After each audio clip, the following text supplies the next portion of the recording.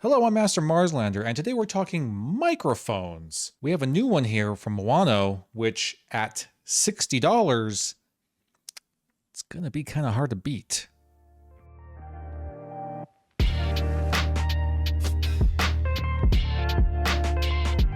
Today we have the Maono PD100X. This is their brand new microphone, and it is their new entry-level microphone in this PD lineup of microphones that they have. It is a dynamic microphone, which means that it is particularly well suited for stuff like what I'm doing here right now, content creation in a rather small room that's maybe not expertly sound treated, or also really excellent for live streaming. Dynamic microphones really excel at this kind of stuff, and the Maono here is no slouch. Also, in typical Maono fashion, this microphone, like many others, incorporates both USB plug and play, but also has the option of an XLR input if you want to power this through an audio interface. We'll try out both, see what sounds the best, but this thing is really packed with quite a lot of features at this price range. 60 bucks, actually, I think right now it's on sale for like $45. Man, that's crazy, but lots of features in here. We're gonna try and go over all of them, but cool stuff. Let's get into it. The PD100X. Like I said, this is Maono's new dynamic microphone in their PD lineup, and it's a nice little microphone. It's built quite well. It's kind of simple and elegant with a little bit of gamery aesthetic to it, but not a whole lot to make it kind of overly disgusting looking. And again, these gamery options like the light ring around the back here are optional. You don't have to use them if you don't want to, but if you want to be gamery and have your big rainbow barf colors and whatever else, you have the option. So taking a look at the build here, this is a plastic chassis here, but you do have this included built-in metal arm for the support of the microphone that you can either put on a stand or put on a mic arm. You have this squarish windscreen, which is very nice looking, looks great. It does just pop off if you want to take a look at the capsule there it is, but it looks good. It's a good look for the microphone. It's got a little bit of that SM7B aesthetic, but with a little twist on it as well. In terms of what we have in features, on the top here, we have a touch sensitive mute button. You just kind of tap that to mute on and off the microphone. We have our gain knob right here to give the microphone gain. And then this little bar right here is also a light bar, but unlike the ring light bar here, it's not just for aesthetics. This light bar actually gives you indication of the status of the microphone, whether it's muted or not muted. Then here on the back, we have USB-C if you want to operate the microphone just as a super easy and convenient plug and play USB microphone, you can do that. And when you are operating the microphone through USB, you get to have access to the Maono Link app, which we will go over, which has a whole bunch of extra features that really kind of makes this a lot more powerful of a microphone than you might initially expect. But if you want to be really fancy about it, there is also the inclusion of an XLR input here. So that way you can operate the microphone through an audio interface. So it's great to have both options. They do sound different, and we will go over both of them so that you can hear the difference and see what's available. But very, very cool to have both options. Also here on the back, we have a headphone input. If you want to do monitoring directly from the microphone, you have that option. And then this little button right here just cycles through the various RGB light options, but also you can control that through the included app if you are operating this via USB. Do note that if you do plan to operate the microphone through XLR, you are not going to have the option to use the Maono app. Also, you are not going to get any RGB color anywhere on the microphone because this will only be producing audio. It will not be powering the microphone to do any of its cool light stuffs, but just be aware of that. You use XLR, you're only doing audio. You won't have the other feature options. So what's included with your PD100X? First and foremost, you get this simple little stand. It is just a little weighted desktop stand if you want to just mount the microphone to the stand on your desk and use it that way, rather than say connecting it to a boom arm. So it's nice that they include this, makes it very simple and easy to use. Along with the stand, you also get this little adapter that just screws right on there or onto an arm if you choose, to give you just some more options of how to connect the microphone to whatever sort of stand or arm that you want to use. I do want to point out here really quick, and this is an actual really nice feature here, that this is a dual thread on the arm here for the microphone. So we have two separate threads. The first one for your kind of larger thread, like we have here with the adapter. So that will cover the larger section of the thread, but also deeper in there, you see the smaller thread, which would be perfect for just that right there. So you have both options, small thread or large thread, and do with that what you will. But that's just really nice to have. It really takes away a lot of frustration from jumping between threads and trying to make things fit properly. So that's really cool. And then finally, you get this USB cable for operating this thing via USB. It is USB-C on one end, and then the other end is a USB-A adapter that can pop off for also just USB-C. So you have the option there, USB-C to C or USB-C to A to connect this to your PC or whatever other source you want. But yeah, that's all you get, and they all do the job very well. So now let's go ahead and bring out the Maono and do a little bit of a sound test here. As you can see, I got the RGB going crazy. That's because I am plugged into USB and we are using the USB mode for the PD100X here. We're going to compare it against my everyday microphone, the Shure SM57. This is also a dynamic microphone, though it is just an XLR microphone. There is no USB option for this microphone. I have to use an audio face with it. And we will do this both ways, where we will see how the Maono compares to the Shure, both USB mode and XLR mode. But for now, I'm going to go ahead and disable the filters that I usually use for the Shure microphone here, just to kind of deal with peaks and a noise floor. And we're going to try these both just totally raw with no filters at all. We'll see how they do. Let me change that for you really quick. Okay, so here we go. Both of these microphones are set to the same gain level so that they are matched for volume. And I have disabled all filters for both. What you're hearing right now is just the raw audio from the Shure microphone going into my audio interface, which is just a typical UA interface. And now I'm going to switch over to the USB of the Maono PD100X so that you can hear the difference. And now we're talking into the PD100X.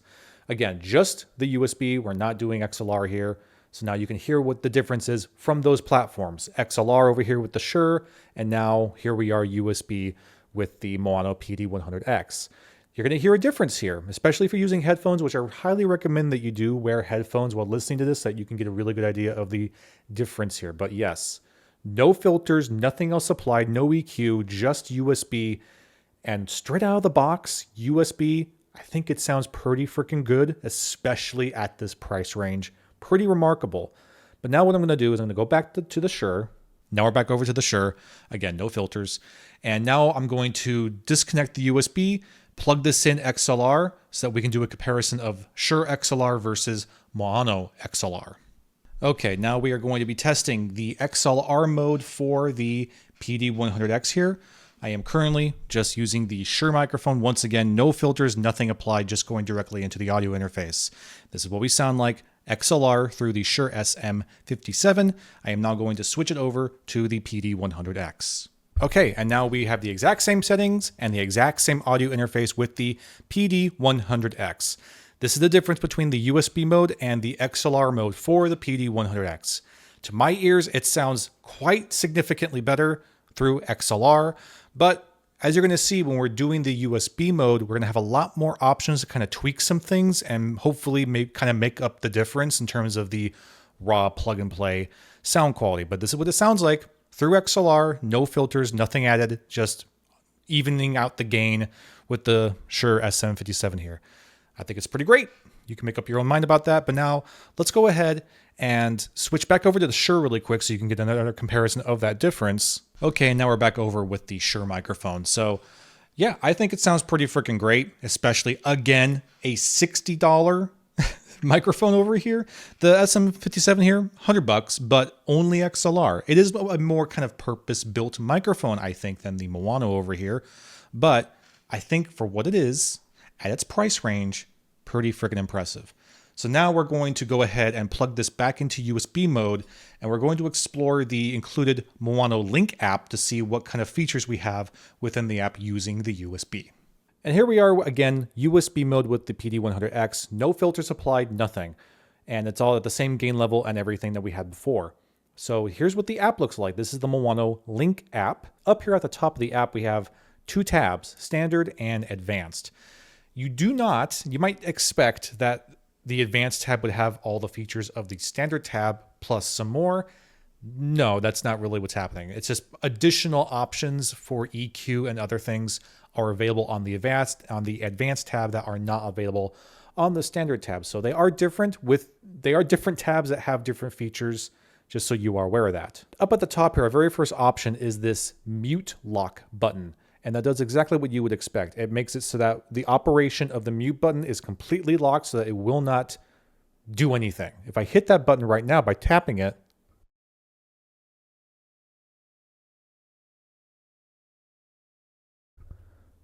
and now we're back. So yeah, tapping that mute button actually mutes it. And you saw that this little light bar right here turned red, and that's the indicator that the microphone is muted. But if I were to hit this lock button up here and I accidentally tap that, no big deal. It's going to keep on going. It's not going to mute anymore. So that's a nice feature. If you handle your microphone a lot, you might really like that. I'm going to go ahead and keep that unlocked for now. Next down here in the app is our gain. And again, you can control the gain physically on the microphone. You have a gain knob right here, which I can turn up and down. And as I do, not only does it adjust the gain and as you can hear, the loudness of my voice, but it also adjusts it within the app. So you can adjust the gain both ways, either physically through the microphone on the dial or through the app right here. I can drag this up and down as well to adjust my gain if I really decide I want to do that. So you can do it both ways. Next, we have the mic monitoring option here, and that enables or disables the use of the plug-in headphone monitoring jack in the back here. So if I wanted to be able to hear my voice through the microphone into my headphones, I would turn this on. If I didn't want it to do that, if I only wanted to hear, say, something else through my headphones and not my voice through the microphone, I would turn it off there. The other option is, of course, to just not have your headphones plugged into the microphone and plugged into your PC or some other source to be monitoring whatever source you want to actually be listening to. But if for some reason you don't have that option and you have to plug in your headphones into the microphone, you can do that, and then you can, again, enable or disable actual microphone monitoring through the app. Up next, we have tone, and what these are basically kind of some default EQ profiles to change the sound of your voice. So right now I'm using the original tone, but let's go ahead and go to deep tone. And this is what I sound like now with the deep tone preset here. As you can see, it really thickens up my voice. And for my voice in particular, which already has a little bit of extra low end in it, it might even sound almost a little bit more natural, but I think that in general it makes me sound a little bit too thick in the voice.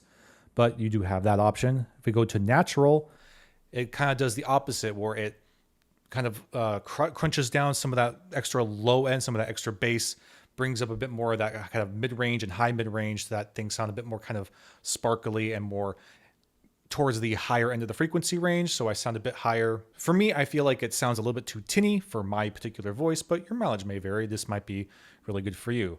There's also, to the right of that is this legacy button, which doesn't look like it's maybe something you can interact with, but you definitely can. And when you do that, and now we're in legacy mode. This is the legacy voice. I'm not entirely sure what that means. I guess it's maybe supposed to be reminiscent of the kind of natural tone capture of the Maono microphone family prior to this microphone, but I don't feel like it really sounds all that similar to stuff like the PD100X, but it's there. If you have the option, if you really like, for whatever reason, how the legacy sounds, this is what it sounds like, at least with my voice.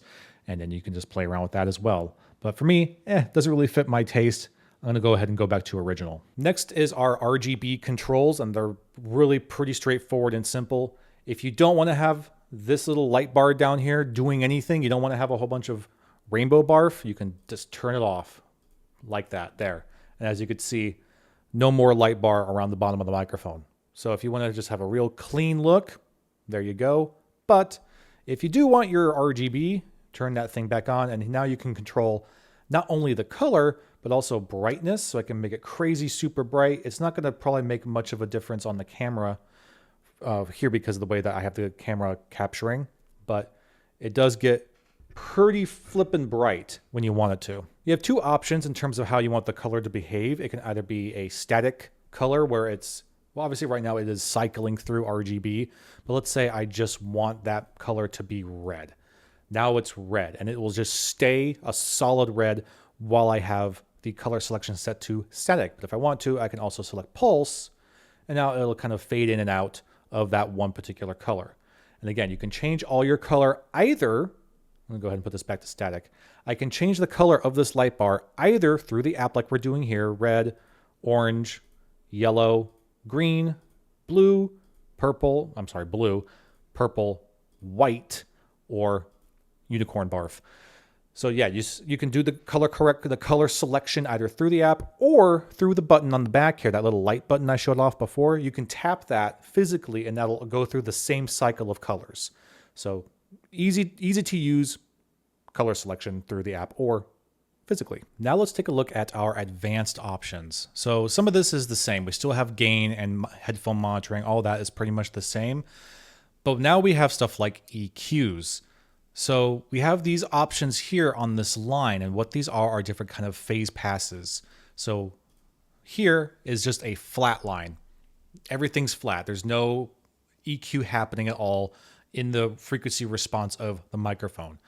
The one next to that is our high pass. What this does, I don't know if you could hear it or not, but it immediately kind of cuts off a lot of the lower frequencies, and primarily frequencies that have a lot to do with kind of like mic rumble and sort of like lower hum, lower frequencies. That kind of cuts that off. So if you feel like you're in a really noisy room that has a lot of humming in there, you probably want to have that high pass filter turned on. Next to that is our presence boost. So this kind of takes the mid-range of the frequency response and elevates it. So I didn't really do much of a low pass or a high pass. You just have that mid-range boosted. It gives you a little bit of a more vocal boost. And then next to that is both. You get the high pass filter and the presence boost. So it is now cutting off that kind of lower bass range that generally you don't get from a person's voice, while also elevating that mid-range. So it does both for you. And you can play around with this, figure out which of these sounds best to you for your needs in your environment. For me, I kind of like to have it kind of flatlined for myself because while the room is not very well treated, it's good enough that I don't feel like I really need to be cutting off a whole lot of stuff. But if you want to get really, really fancy with it, there's also a custom EQ option. And now here within the custom EQ, you again have two different tabs. The standard tab, which lets you control your 100 Hertz, 1000 Hertz, and 10,000 Hertz, or you have the advanced tab, which gives you more options. 63 Hertz, 160 Hertz, 400, 1000, 2500, 6300, and 16,000 Hertz respectively. So to give you an idea of what this does, we'll go back to standard and I'll play with these and you can hear for yourself what changes, because this is where you can kind of fine tune the microphone a little bit to sound more or less where you want it to be within its own individual app. And that's kind of nice because now I don't have to rely on some other third-party app to do EQ. I could just do it right here from the Maono link. It's not the most advanced, but it does get the job done. So let's go ahead. Let's say from 100 Hertz, we're going to boost it up to be crazy with it. We'll boost it to 6 decibels. So now my voice should sound a lot thicker, way, way thicker, a lot more boom and bass in my voice at plus 6 decibels at that 100 Hertz. 1000 Hertz is more of your mid-range. Let's say I want to make my voice very, very V-shaped. So I'll go ahead and I'll lower the mid-range down. We'll do a minus, let's just go crazy, minus 6 dB on 1000 Hertz and another plus 6 dB at 10,000 Hertz. Now I have a very V-shaped sound signature to my voice. I have a lot of bass, I have a lot of treble, so it's kind of this real dynamic sound to my voice. And this is just to illustrate to you what you can do. I'm not necessarily suggesting you go this far with it and be this crazy with it, but that's what it does. And it does a pretty decent job. It does sound like, and as you heard in real time, it does it, and it does a really solid job. So I can go ahead and hit confirm now. And now whenever I click the custom button here, it will use my custom settings that I just did to do my voice. Really quick though, it's important to note that now that I have done the custom EQ, if I hit any of these high pass filter buttons, or if, let's say I want to go back to flatline, it goes back to actual flatline. So it does completely change the EQ back to default. If I want to go back to having that crazy V-shaped custom setting that I did, I have to click custom again. What I'm trying to say here is that you cannot have custom EQ enabled and also use high pass or presence boost, or high pass and presence boost. You can't do both. Either you use the included presets here, or you go into your custom mode and change it there. I'm going to go ahead and put this back to flatline. The next option we have is limiter, and limiter, it limits how loud the microphone, how sensitive the microphone can get. And what you would use this for is to avoid peaking. Peaking is when you blast too much sound into the microphone and the microphone can't handle it, and you hit into the red zone and you peak. Activating the limiter lets you kind of choose, and you have to play around with this yourself to find what's right for you, depending on how loud you like to speak or how like insane you get when you're streaming, whatever. Play with your limiter here, find out where you peak, and then you can adjust this down and ensure that even when I am screaming like crazy, it won't peak because I have it at minus 13 dB. So that's what this does. That's why you would use a limiter. I never tend to get too insane with my voice, but that is an option there if you need it. Again, within the app, I don't have to be using some third-party app to do this. It's all right here, very convenient. The next option is the compressor. What the compressor does is it takes your loudest and your quietest of sound that you get from your microphone, and rather than having them like a lot of definition between them, where it can get really, really loud and also really, really quiet, the compressor tries to kind of even it out.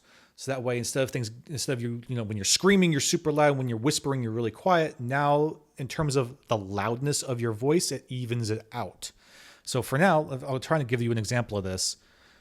This is me at this is me at 0 dB with the compressor on. Now, if I go ahead and lower this a little bit, let's say minus 20-ish, you might have heard it. My voice now has kind of evened out a little bit. So it's less like I'm talking a little bit loud in some areas and talking a little bit too softly in some areas. It helps even it out. You do, again, need to play around with this and find out what works best for you. Because if you start going too far with it, things start to get really, really crazy. So if I bring this down to, let's say, oh my God, I'm down to negative 65, look how quiet I have gotten. Because again, it's overdoing the compression. It's now, to get this evenness of your voice from loud to quiet, it made it really, really soft, right? The whole overall volume has really crunched down. So that's when you're going too far with it. But I'd say around the minus 10 to minus 20 range is where you're going to probably get the best use out of it. But again, you need to play around with this yourself to determine what works best for you. And then the last option we have here in the app is the noise filter. This is noise reduction. So if I turn this on, I'm going to bring this down really low because you'll see what happens here. I'll put down to 0 for now. The noise filter does what it sounds like. It tries to eliminate background noise. So while I'm talking, you might hear, if you're really, especially if you're wearing headphones, you might hear some kind of humming and buzzing from my fans or my electronics in the room. And the noise filter helps to prevent that. But again, just like with everything else here, you have to play with it to find the right kind of balance, because if you go too far with it, things get a little crazy. I found that around plus 10 in the noise does pretty good for me, but it still is less of it actually eliminating your background noise. And to me, sounds more like what it's really doing is just having the microphone completely silent until it hears my voice. And when it hears my voice, it starts to pick up again. And why I think that's what's actually happening rather than actual noise reduction is if you go too far with this, all of a sudden it's going to start lagging. So I'm going to go from plus 10 to plus 30. And you probably already noticed that the microphone is now kind of sluggish. My voice sounds like it's skipping. It's not really picking me up very well. If I go even higher, all the way up to 40, now it's really having. I think that's what it's doing, more so just grabbing voice. Turn this back down so you can actually hear me. It's grabbing your voice or not grabbing anything at all. So again, play with this until it gets to where you want it to be and it does what you want it to do. But it's nice to have the options here. And these, the compressor and the limiter do a good job. I think the noise reduction is a little wonky, but if you don't have anything else, it's nice to have it here in the app. It's just easy to use. Good stuff. And there you have it, the Maono PD100X. It's a great little microphone. It's chock full of all sorts of features. You could really play around with this and kind of get almost whatever you want out of it, USB or XLR. I personally think that the XLR output sounds pretty decent, almost on par with the Shure right here. And then having the option with the USB in that app really gives you tons of customizability to really kind of create whatever kind of sound you really want to get from this thing. So what a cool little microphone. And again, at $60, often on sale for right now, I think it's $45. Ooh, it's really, really good. And this is an excellent, what an excellent entry-level microphone here. I'm a headphone guy, I keep saying headphones. What an excellent entry-level microphone here. It's genuinely fantastic. And it's, if this is, baby's first microphone, you never really had a microphone before, and you want something that is genuinely pretty simple, elegant looking, really, really easy to use with a little bit of RGB fun to it. I mean, here you go. How does it compare to something like the PD100X?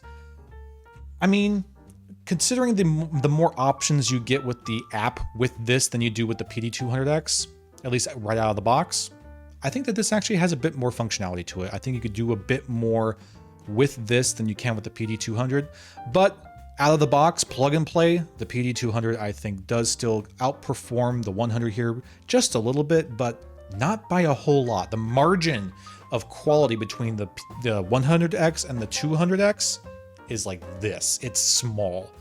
So if you want to save a couple bucks and get the 100, I think you're going to be just fine. Genuinely, I think you're going to be fine, especially if you prefer this kind of more square shape as opposed to the 200X's cylinder shape, which is a lot more reminiscent of something like the Shure SM7B. But yeah, it's a great little microphone. It's fabulous. And, stuff like this is showing that you can get really excellent audio, something way, way better than either a boom microphone from your gaming headset or something as simple as a, like a Blue Yeti. This sounds better in my opinion.